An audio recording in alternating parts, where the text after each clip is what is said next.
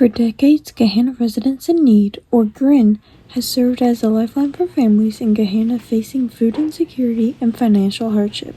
The needs of our community continues to grow and evolve, and so does GRIN's vision. We need to make sure that we have what our families need.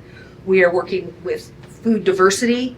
We have a very diverse population that comes to us. There's a lot of different types of people in need in our community, so we need to be able to provide food that feels comfortable to them. As the demand rises and resources becoming more limited, there are growing challenges faced while working to support the families in need. We get a lot of donations some time of the year, not a lot other times of the year, and so it's really nice when groups reach out during the low points and ask us what we need.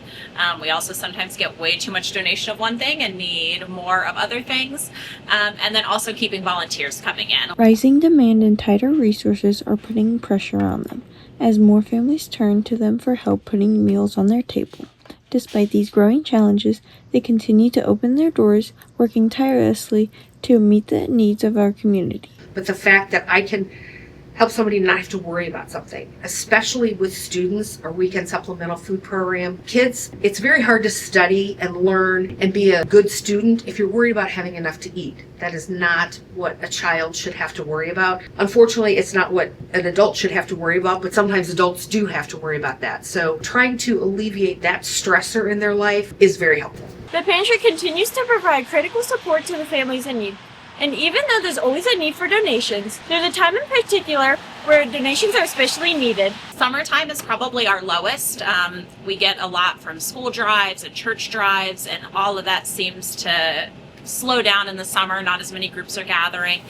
So summertime is when our stock is the lowest and we can really use the most. During the quieter months, when donations are slow, GRIN feels the stress as shelves empty faster than they filled.